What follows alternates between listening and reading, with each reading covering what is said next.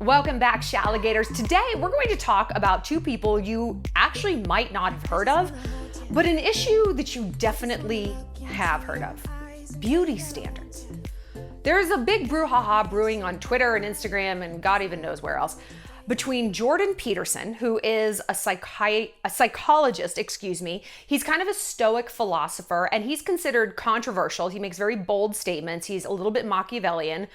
Yeah, he's considered controversial, but then so am I. And I fuck heavy with Jordan Peterson. But that doesn't mean I have to agree with every single thing he says. And this week, he deactivated his Twitter account from the backlash he's been receiving over his opinion on the Sports Illustrated swimsuit cover model, this chick named Yumi Nu. He said not beautiful and went on a bit of a tangent about beauty standards and like wokeness. We're going to break down what he says. And people kind of came for his neck about it. And he was basically a little bitch about it and deactivated his Twitter. We're going to break it all down. And we're going to talk about beauty standards. Are they unrealistic? Do we kind of like the direction things are going in where we have a fat chick on the cover of the Sports Illustrated swimsuit edition? I mean, she's a big girl. Is she a hot girl? Yeah. Is she a sexy girl? I think so. But is she a healthy girl? Well, that's something completely different. We definitely talked about that in my recent weight loss video. We're gonna talk about it a little bit more. And I'm gonna read your guys' feedback on this because I asked you on Instagram, like, what's the topic here? And you guys are really all over the place, but every single comment that you guys made about this, I think was really insightful. So I want to read a few and just kind of talk about this a little more. So this video might not have like a tidy little bow and a tidy little message like most of ours do. This might just be something that we discuss. And you know what? Alpha females, smart ass bitches, we have the mental bandwidth to discuss the point and counterpoint of things. And we don't always reach a tidy conclusion. And that doesn't mean anything has to get contentious. That's for the betas, right? Like that's for the lower people who literally cannot discuss something without taking it so personally and getting so gassed up. Is Jordan Peterson in that category? I don't know, man. He deleted his Twitter. Then again, I've been on the end of a cancellation mob and I understand taking a step back, but I think the way he went about it was, as I said, kind of a bitch move. We're gonna get into it. So sit tight for all of that. But before we do, if you wanna talk to me one-on-one, debate something with me, or get some help with family, friends, anything in between, head over to my website, shallonlester.com, and click submit a question. I get back to all of you guys. And I can also get back to you in just 24 hours. If you really need help ASAP, I got you, girl. Also, if you want some help via a video message, head to cameo.com if you live in America, or if you're outside the US, go to MEMO.me, and I do a little video shout out for you. They're long, they're like 5 minutes. I'm just like, you know me, I'm a big blabbermouth, but I love to talk to you guys, so how could I not? Okay, let's talk about Jordan Peterson. If you've never heard of him, he's like 59. He's just like your generic older dude. Like, I wouldn't fuck him, but I'm not like into daddies, you know that. Maybe he has a hot son, I don't know. He's a best-selling author. He has 4 million Instagram followers. He's a clinical psychologist. He's got an education podcast. And yeah, he's considered controversial, which I don't know why, because what he says to me is just plain sense. Here's something he posted. Maybe it's not the world that's at fault. Maybe it's you. Work as hard as you possibly can on at least one thing and see what happens. If you cannot bring peace to your household, how dare you try to rule a city? Higher levels of neuroticism increase the probability of divorce, and that's part of the reason why most divorces are initiated by women. Now look, we can be like, that's sexist. No, women have a high degree of neuroticism. What is neuroticism? It means an inability to bounce back, basically, and a propensity to overthink. Well, when you put it that way. But look, that's not, I don't think, because women are crazy. I think because we are chronically conditioned not to express ourselves, a lot. Like, work hard, be humble, live, laugh, love. I don't want to, no, I want to rage, fuck, and eat. Where's that sign at Home Goods? Huh? So I think, maybe when we hit a wall, we hit a wall. Anyway, we could do a whole video on that topic. Like, his stuff is just, you are not obligated to associate with people who are making your life worse. Perhaps you are overvaluing what you don't have and undervaluing what you do have. Are these really incendiary topics? He does interviews with Robert Greene, Daddy, who, wrote The Art of Seduction, 48 Laws of Power. This man is just speaking facts. And he has strong opinions. I do too. I vibe with people who, in this climate of wokeism and pandering to the lowest common fucking brain cell out there, I appreciate someone who's like, no, the problem isn't the world, the problem is you. I mean, have I not said that a million times about, the pronoun army? Get the fuck out of here with that. So what he stepped in, though, recently is this cover of the Sports Illustrated swimsuit. Now, I think there's a few different chicks who are going to be on the covers. Kim K was on a cover. Wait a minute. Can we segue for a second? Because I have a Kim K conspiracy theory. Why is she wearing gloves in this photo? Gloves. Swim gloves? And she's wearing a Skims bikini. Like, Jesus Christ, enough with the Skims. Okay, what do you guys think about her being on the cover at all? I think it's fine. Like, I don't really lose sleep over it. I don't care. I think she looks great. Fine, whatever. But she wears gloves a lot. Like, notice all these Balenciaga looks that are like full gloves. What's going on with her hands? Now look, I never really thought about my hands, even though they're right there at the end of my arms all the time, until I got engaged and I was taking pictures of the ring, which was huge and beautiful, by the way. I was like, are these my hands? I have the hands of an elderly ape. What? I have the ugliest hands in America. Is this what, these have been at the end of my arms all this time? They're awful. And right now, this is a splotchy spray tan. Like, that's what these splotches are. But I look at my hands a lot and I'm like, they're atrocious. And I don't know what to do about it. This is part conspiracy theory. This is part I need your guys' help. Like, I feel like my hands are crepey and it's not moisturization. I've gotten an IPL to take care of like sun damage, but I feel like I need more like a Fraxel. Can you do a Fraxel? I don't know. But I feel like Kim is in a similar quandary because she's wearing gloves like a lot and trying to make fetch happen. And I don't know. Anyway, so this other chick, Yumi Nu, is on the cover of a different version of SI swimsuit. And yeah, she's a fat person. I am not saying she's an ugly person, nor am I saying she's not a fuckable person. And I am certainly not saying she's an unlovable person. She's all of those things.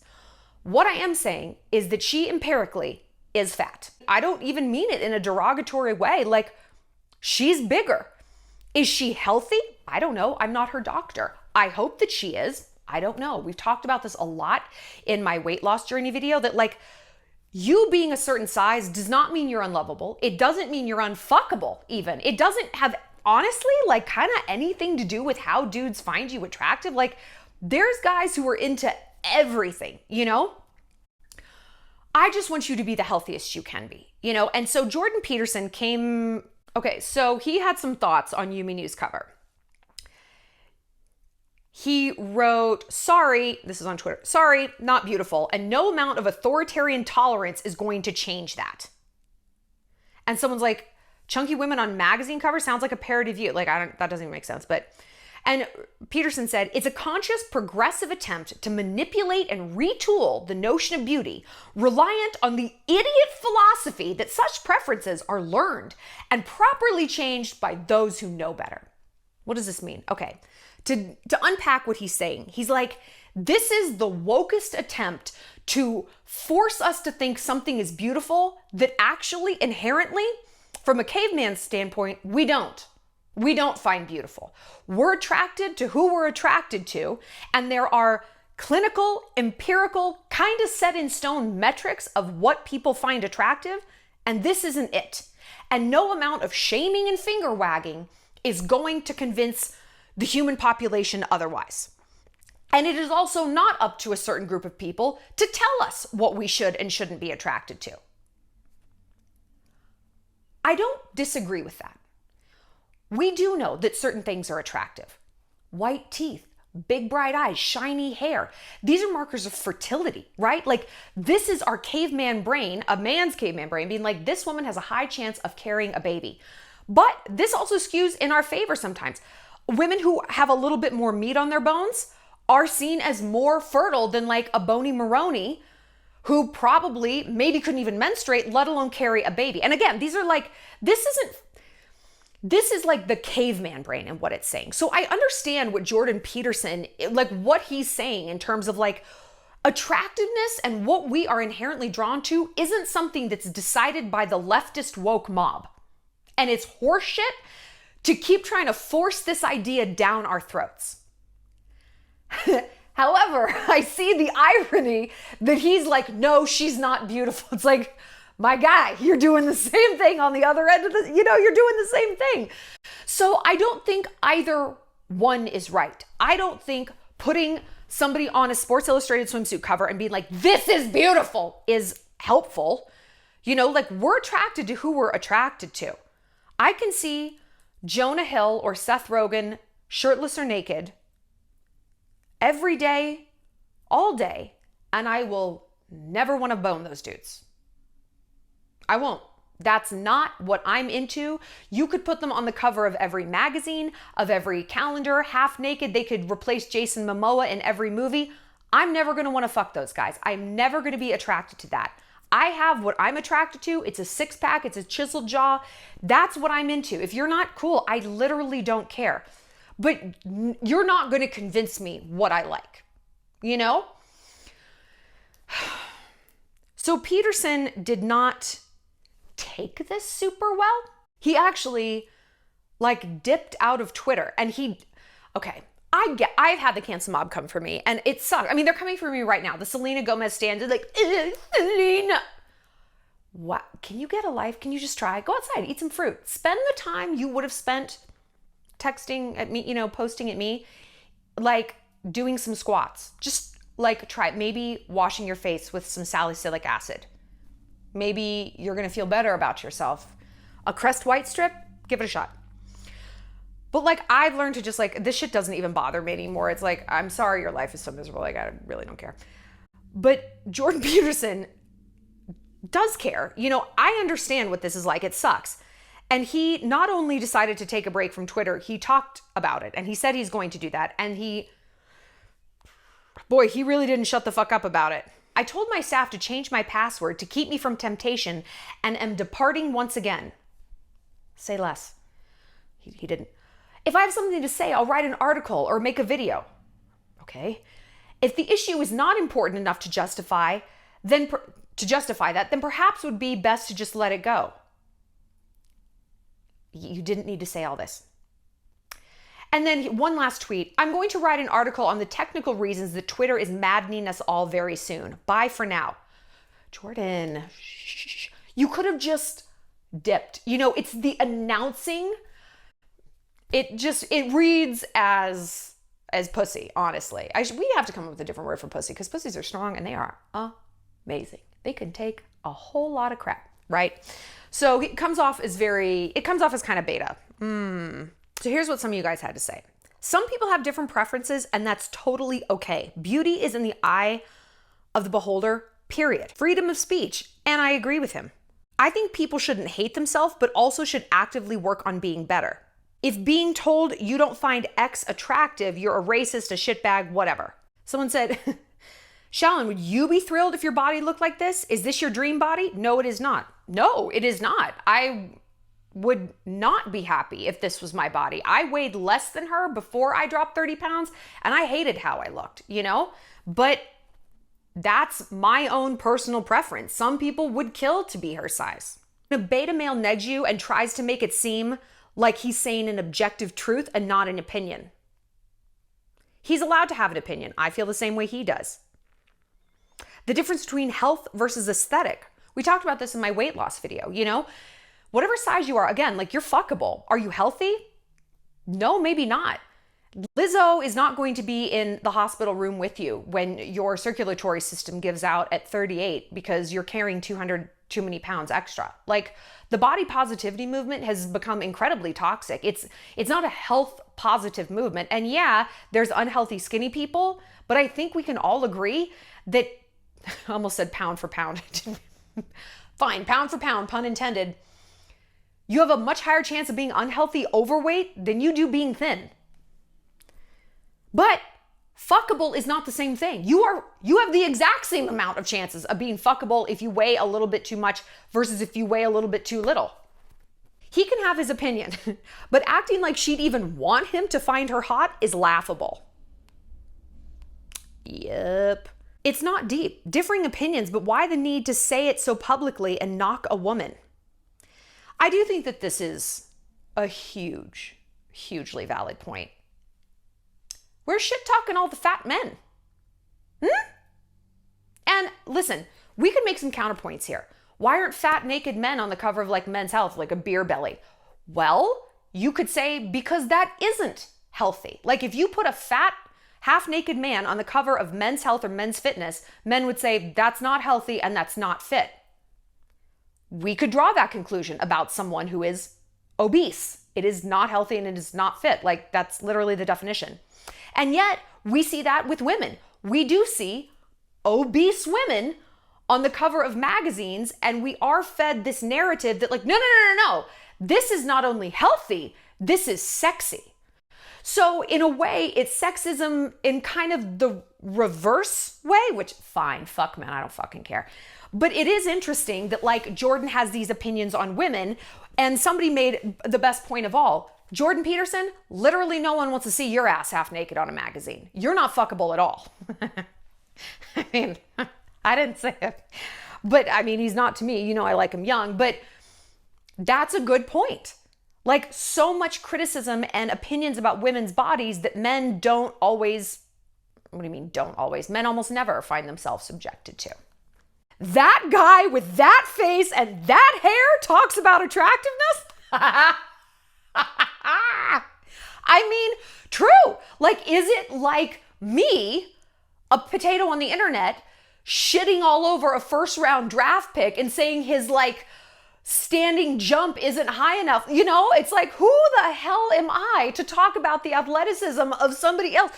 I mean, this is true. Do we all have to earn the right to have an opinion about someone hot? If you're not hot, do you get to have a say about who is? This I think is what the incel beta male red pill shit like drives us all so crazy. Like, Rihanna's forehead's too big. You are on your 8th hot pocket of the day, Gary. You know, like who the fuck are you? You're tearing down women who wouldn't even let you within a 10-foot radius of them. I will talk about this more in a video, but I'm on Tinder and whatever. And this one guy, mangled teeth, bad skin, balding, like I would never let him speak to me. I wouldn't. Like from a romantic point of view, I wouldn't like punch him out in line at CVS, but from like a guy girl thing, get the fuck away from me. His bio was like, I demand this and this and this, and I want a girl who can do this and this and this. Bro, all you can really ask for is a vagina, is an orifice. Like whatever package this woman comes in who can deal with your ugly ass, you better just be on your knees and fucking grateful. Is that maybe how the world works? Is that kind of the law of the jungle? Beggars can't be choosers? Is Jordan Peterson a beggar? Am I? Is Yumi new? There's a lot to break down here. God, one of you guys. She definitely does not look athletic. It's like putting a dog on a cat magazine cover. I don't deserve you guys. Okay, this is interesting. Not a topic, but a point. If you call everyone beautiful, you are still saying that beauty is the most important thing instead of putting emphasis on things like intelligence and work ethic. That's true, but this is a swimsuit magazine. This isn't Work Ethic Weekly. This isn't Intelligence Monthly. It's a swimsuit magazine. And it's interesting, you know, I asked you guys on my Instagram stories like a few months ago, like, would you rather see models who are more relatable, the cellulite, body hair, jiggly bits, whatever, or are you more inspired by someone who is more aspirational, the typical Victoria's Secret, beautiful, thin model, you know? Me, aspirational all the way, aspirational all the way. And studies have confirmed, I can't cite it off the top of my head, I will try to look for it, but there was a study, and I think there were a few, that confirmed that women are more likely to want to show off their own bodies after looking at pictures of aspirational models. And they're less likely to want to show themselves off after looking at normal, relatable people. I do not understand personally this movement in the world of needing your own face, body, story, life experience, partner to be reflected back to you by the media and society and commercials 24 hours a day. 24 hours a day. There was some poll that like a soap company did that like, oh, like gays and lesbians feel left out by, you know, the very like dude bro heavy like soap ads. Do you need to feel seen by soap? I don't. I don't need to feel seen by soap. Do you know why? I'm seen by people. I have actual relationships in my life. I don't really need a relationship with soap. It's okay. I don't need to see my exact dating circumstance mirrored back to me in a Tide commercial, which is now full of just redheaded men and women, black women with afros. Like, you know, every couple is interracial now. Statistically, is that the way it is? Nope. It's overwhelmingly overrepresented in commercials. Why? I just don't know. But even if it wasn't, like, I don't know that I would care if I would need to see my exact self mirrored back to me all the time. I don't want to. I want to look at something aspirational. You know? That's just me. Media thinking they can change people's opinions by putting something constantly in their face. I completely agree with this, and we touched on this. Like, I could see Jonah Hill naked 24 hours a day. I'm not ever going to want to fuck him. If anything, it's repellent. Not because of like him, but like because I don't want to be forced to do anything.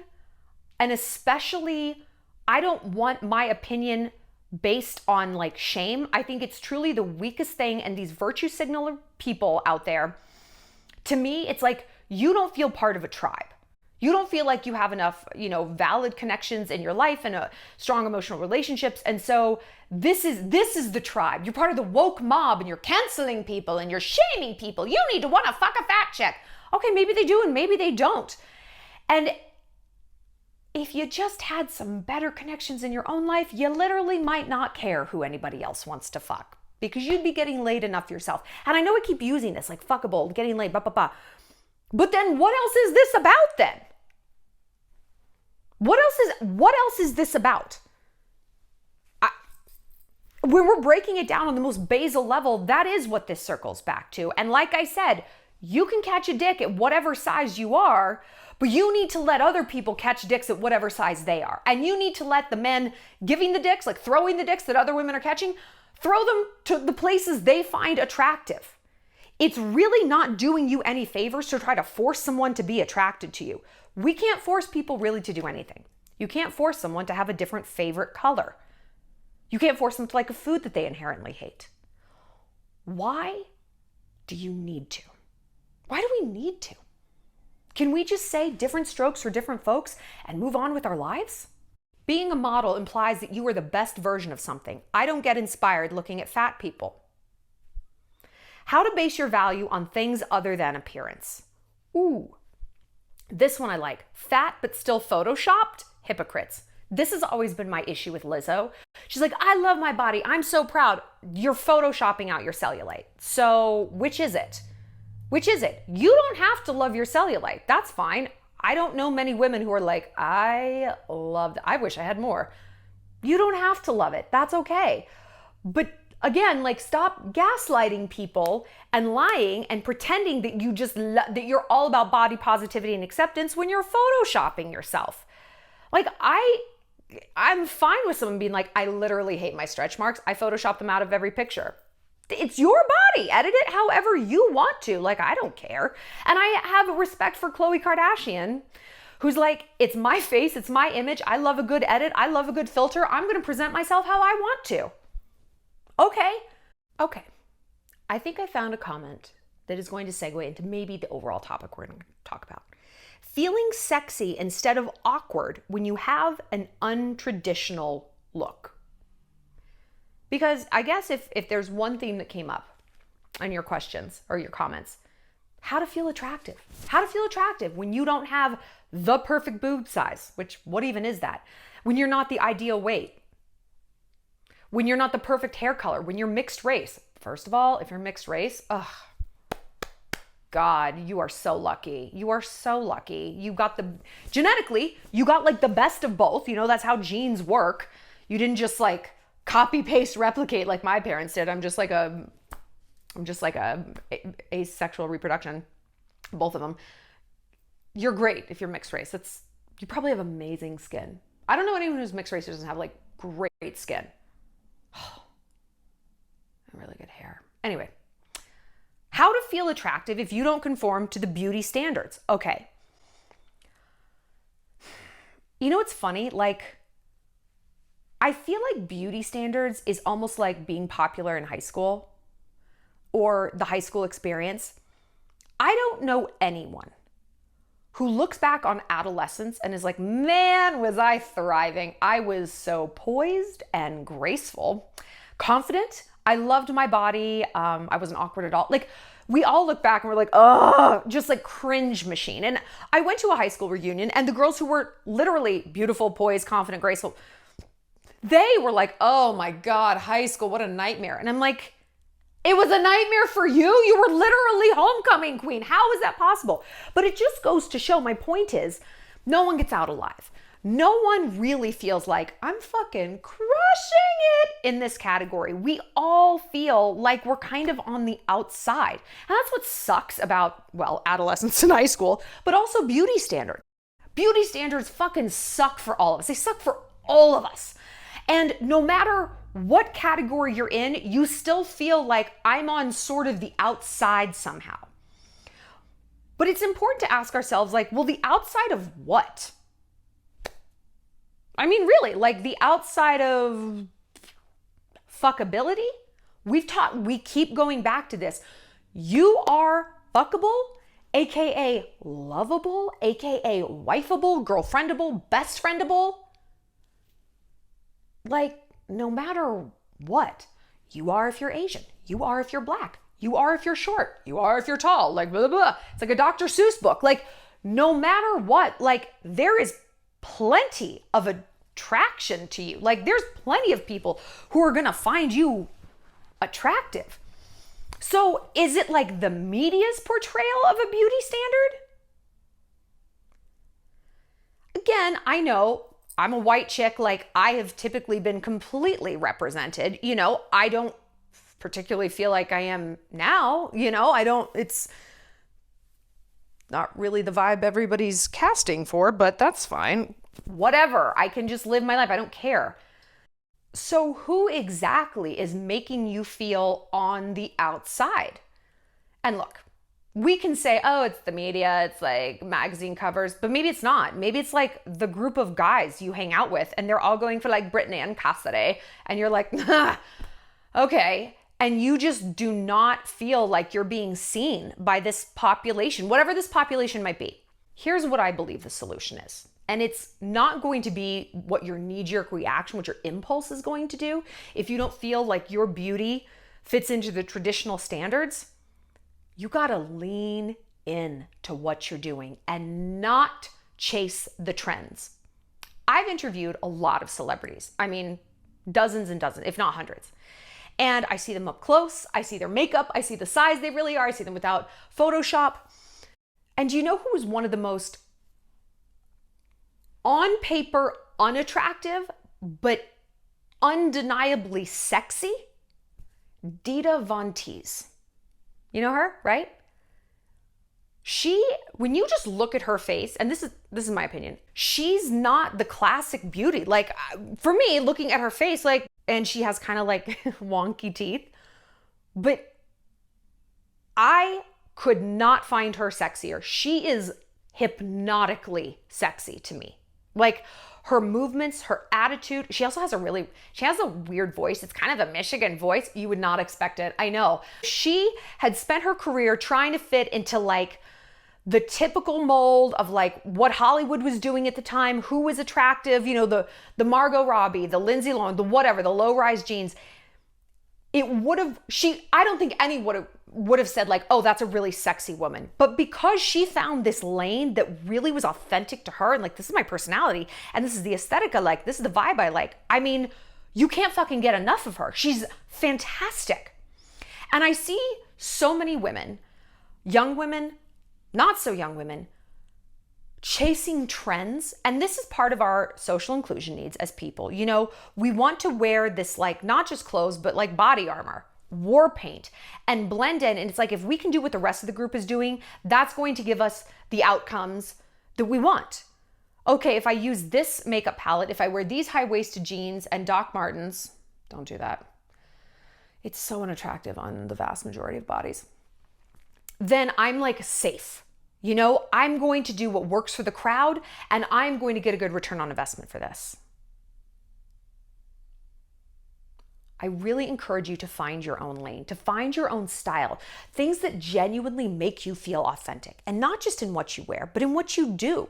I really think it's important to kind of work backwards. First of all, we know that like trying to force the world, whether it's commercials and brands or it's that guy across the party from you, to find you attractive if they don't, is a losing game. It doesn't work. I mean, what's less attractive than trying to force someone to hang out with you? Literally nothing. It's quite repellent. Trust me, I've tried it. So what we need to do is kind of take a step back from our body. Look, I will say up front, if there's things you don't like about your body and they're changeable, change them.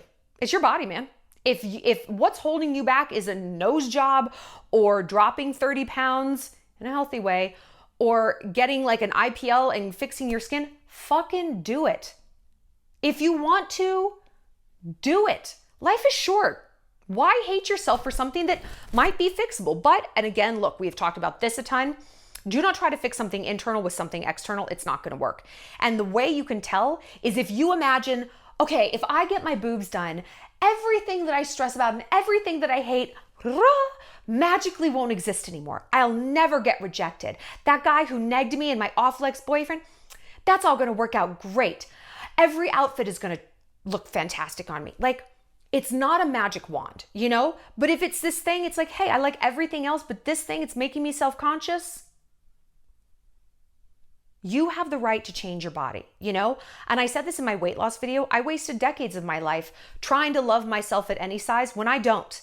I love myself when I'm thin because that's when I know I've been putting in the work. I've been honoring myself. I've been honoring my shape. I'm doing what I should be doing. And that's me. And I don't have to love myself at 165. I'm happier at 125. So what else you're supposed to do, like I said, is pull back from your body though. When I've been the happiest, even like, I'm not talking like a long period of happiness. I mean these little microbursts of happiness. It's when I'm doing something that is authentic and engaging to me. I love to dance. I love to dance. When I dance, even if I'm bad, I'm so happy. I'm not thinking about my body. I'm not thinking about this guy. I'm not thinking about my boss. I'm not thinking about anything. I'm doing something that makes me light up inside. And truly, it creates endorphins and it creates like all of these positive hormones inside of you. And you're much less likely to give a fuck what other people think of you when you think positively of you. And you might be saying, Shallon, you literally say this for everything. Hobbies. Perfect 9-year-old day. Yeah. You know why I say it for everything? Because it kind of is the answer to everything. When we are focused on making ourselves happy, we're out of that tape loop that we're not good enough, right? You're really not going to find healing in the same place you got hurt, which is my body isn't good enough. They don't want to fuck me. Fuck you for not finding me attractive. Fuck you for putting that thin person on the cover of that magazine. Where has that gotten you so far? Where's that gotten any of us? Nowhere. So we got to pull back and we got to try something else. How would it be a negative thing in your life? What would be the worst possible outcome for you to diversify yourself and pick up some new hobbies? Intensify your devotion to something that you already do love. Set some goals for yourself and prove to yourself that you have the tenacity and stick-to-itiveness to make plans and go after the things you want. What exactly is the downside there? I'm waiting. Okay, well, Shallon, I don't really understand how that helps everyone accept my body. It is no one else's obligation to accept you. The world does not owe you that, girl. Not at all. Not at all. You need to accept you, and you have the obligation to refine yourself to the best possible version of yourself that you can. That is not the world's job, for you to be a bag of garbage. And well, why doesn't everyone love me when I'm a garbage person? Why the fuck would they? Do you love yourself? Or are you offloading that responsibility onto everybody else? When we feel completely fine about something, Other people's opinions, well, of course, we're always going to want someone's positive opinions, whether it's somebody we know or whether it's a stranger. That's okay. It's okay to accept that. But we're probably never going to get to this 100% bulletproof place. But how can you move the needle from 10% bulletproof to 25? That's more than doubling it. You do it by accepting things yourself. I was having this conversation with one of my friends. She's dating, and she got out of a very long-term relationship and she had cheated. I think she was right too. I mean, not that it's ever right to cheat on someone, but he literally did drive her to do it. And she's just not hardwired like that. And she cheated and she told him the next day and she's like, I'm done. I'm out of this relationship. She didn't stick around and gaslight him. She didn't lie. She came clean. She's like, I'm not getting what I need. Bye. And she was on a date and this guy had his ex-girlfriend cheat. And she's like, well, I want to be upfront with you that I've done that and I learned so much from it and it was nothing I would ever do again and I feel terrible about it. And he's like, I literally don't want to talk to you anymore. He iced her. Well, after he fucked her, of course. Men are such trash. But she was super, super broken up about it. And she's like, I was vulnerable with him and I shared this thing that I feel really badly about. And it was like a gut punch. And I'm like, why would you share something you feel vulnerable about? That's not the time to share. If you don't feel good about something, the last fucking thing you want to do is open it up to the peanut gallery for their thoughts on it. No, no, no. Whether that's your body, how many people you've slept with, if you had an abortion, if you've cheated, how much money you make, none of it. None of that shit. Less history, more mystery. I don't share anything with anyone unless I know 100%, or at least as close to that 100% bulletproofness that I can be. That I know I have gotten right about this. I've gotten right about this. And it's not easy. But we have to do that in order to insulate ourselves from the slings and arrows of fate. It's really important that we step outside of just our physical shell and add some value in the world. You know what else you need to do besides hobbies? You need to volunteer. You need to fucking give back. Okay? You want to go to a children's cancer ward and talk about how your tits aren't the right size? When was the last time you went to the local food bank and complained because you don't look the same way Kaylee and Cassidy do in their high-waisted jeans to people with 3 kids who can't feed themselves? Do you want to have that conversation? I dare you. I fucking dare you. But look, you probably don't do those things because you know how it's going to make you feel ashamed. Shame is not useful, but embarrassment is. What's the difference? There is a big difference. Embarrassment means I can do better. I know that this isn't me. I can do better. Shame is I can't. I deserve this. I'm a piece of shit. No, you're not. You want to take that eyedropper full of embarrassment, or even shame if you want to call it that, and that's all you need. That's all you need from that experience. A little bit more gratitude and a little less attitude. I want you to do things that remind you how good you have it. That, okay, so that fucking guy at that dive bar didn't want to give you a second look. Who cares? You have things to contribute to this world beyond your boob size, beyond what you put in your vagina. I mean, come on. What are you giving back to the world? What is your body helping you to give back to the world? Are you able to do a hike? I truly cannot hike at all. I can't. I'm an asthmatic little geek. It's awful. Some of my friends who are chunky, oh, they can skitter up that mountain like nothing you've ever seen. They have a lot more muscle tone and muscle mass than I do. So I'm like, fuck, look at your body. You don't want to lose all that weight. You don't want to get rid of those thighs. Those thighs got you up that mountain. Mine couldn't. Look at what your body is doing to sustain you. Look at what your mind is doing to sustain you. Why are you localizing everything you are and all of your value on this physical shell? Why are you doing that? Because I guarantee you, no one else in your life is. No one else in your life is. Are your friends? Oh yeah, no, I was going to go out with Shallon, but she looked kind of bloated, so I canceled. I don't think so. People are not around you for your body. And if they are, these are the wrong people. These are the wrong men. These are the wrong people. They're around you for your heart, your mind, your work ethic, your intellect, how you inspire them. So why have you put this roadblock between who you are and how you want to feel. The only person who put that roadblock there is you. It's all you.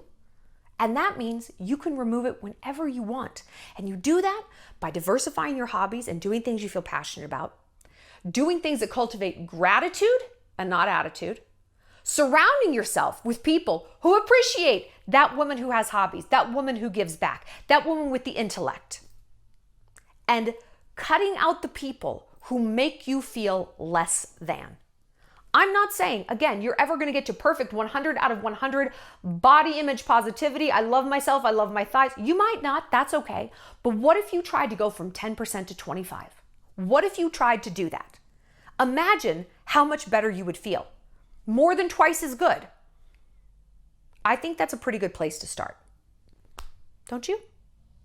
I wanna know your thoughts on this. What do you think Jordan Peterson has a point? Do you think his backlash critics have a point? Is the truth somewhere in the middle? Is there no real version of truth at all? Because is beauty one of those things you think is more or less subjective? Or is it completely all over the place and it means something different to different people? I don't know. It's an interesting debate. Part of me thinks like it is more or less subjective. I mean, but then I don't know. It's like, yeah, we can look at a model. We can look at like Hailey Baldwin, who I think is just the cutest girl in the whole wide world, and be like, that is a beautiful girl. That's a beautiful girl. But we can also say, and for men, let's say men would look at her and be like, she's fucking gorgeous. But I'm not going to refrain from dating anyone who doesn't look like her. Right? Like we all can look at like Jason Momoa, Shawn Mendes as like beautiful. But I'm not holding out for Shawn Mendes or Jason Momoa. A little bit. I think I'll get to Jason eventually. I really do. But like, just because we can find someone beautiful doesn't mean it's going to stop us from seeking someone who's more normal looking. It doesn't mean we hold our partners to those standards. We don't. I can go to a restaurant and be like, this is a gourmet meal, this is beautiful, this is amazing. I would never hold my mother's cooking to that standard. Do you know what I mean? It's not the same.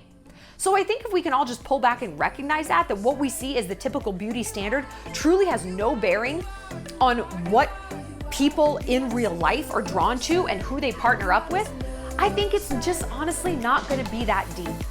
It's not gonna be that deep. But again, I wanna know what you guys have to say. Let me know, share your thoughts, and we're gonna be back tomorrow with a video on how to have fun sober, because you know I got you. I'll see you later, Shalligators.